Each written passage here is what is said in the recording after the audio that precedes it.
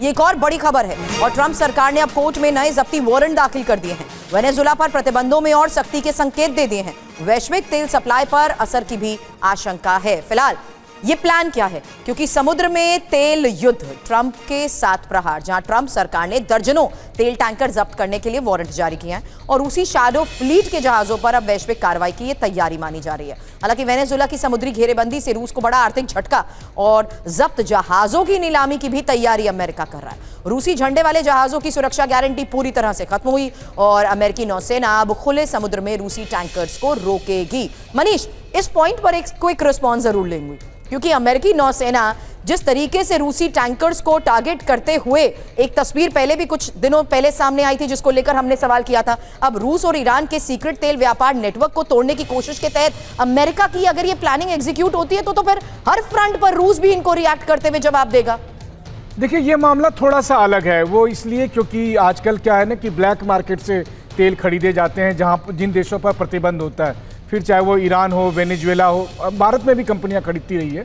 और ऐसे में क्या होता है कि जैसे वेनेजुएला से टैंकर गए, तेल लेकर आ गए, वो किसी और देश को जाना है, जहाज किसी और देश का, झंडा किसी और देश का, तो ऐसी स्थिति में वेनेजुएला पर कब्जे के बाद अमेरिका ने क्या किया है कि वेनेजुएला से जो जो टैंकर तेल लेकर गए थे उन्हें बीच रास्ते में रोका जा रहा है, जब्त किया जा रहा है। कहने का मतलब यह है कि अमेरिका एक मैसेज दे रहा है कि अब आपको यहाँ से तेल चाहिए, तेल आप हमसे खरीदो, उसका पेमेंट हमको करो। मादुरो को जो पेमेंट दिया था वो अब नहीं माना जाएगा, क्योंकि अब इस पर हमारा कब्जा हो चुका है। तो कुल मिलाकर ये वेनेजुएला के तेल मार्केट पर कब्जे की कोशिश है। वही ठीक है। सॉरी टू इंटरव्यू, मेरा सवाल ये है कि ये जो तेल नीति डोनाल्ड ट्रंप अपना रहे हैं, ये सब कुछ क्या इंटर रिलेटेड नहीं है? चाहे हम रशिया यूक्रेन फ्रंट की बात करें या मिडिल ईस्ट के हालात को लेकर भी बात करें, इसका इंपैक्ट इस पर नजर नहीं आएगा क्या, आपको लगता है?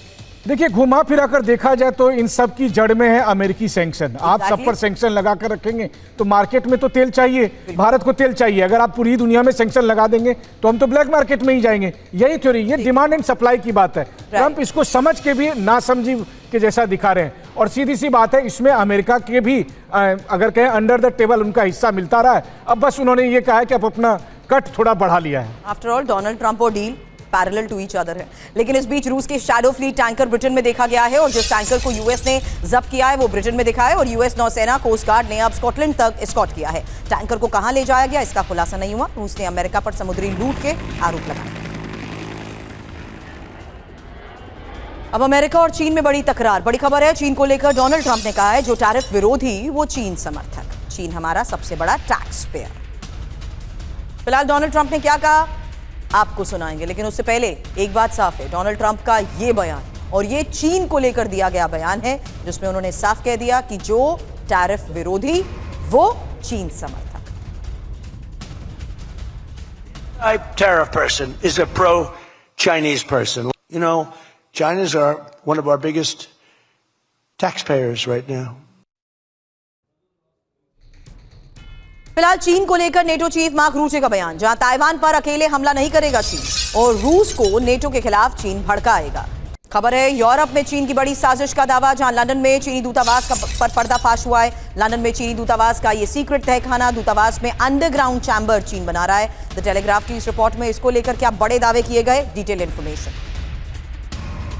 क्योंकि चीनी दूतावास के नीचे रहस्यमयी और विशाल सीक्रेट तहखाना मिला है। फिलहाल लंदन में अंडरग्राउंड चैम्बर क्या चीन बना रहा है, यह एक बहुत बड़ा दावा किया गया।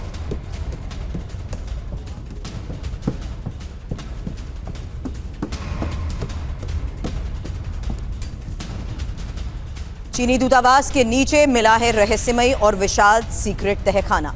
बड़ी खबर, जहां संवेदनशील इंटरनेट और फाइनेंशियल डेटा केबल्स के पास निर्माण को लेकर दावा किया गया है। साथ ही लंदन के बैंकिंग डेटा और डिजिटल संचार पर बड़ा खतरा मंडरा रहा है। हालांकि केबल से महज 1 मीटर की दूरी पर चीन का यह सीक्रेट चैम्बर है।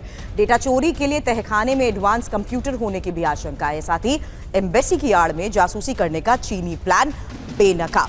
हालांकि सुरक्षा विशेषज्ञों ने डेटा टैपिंग और निगरानी की चेतावनी दी है।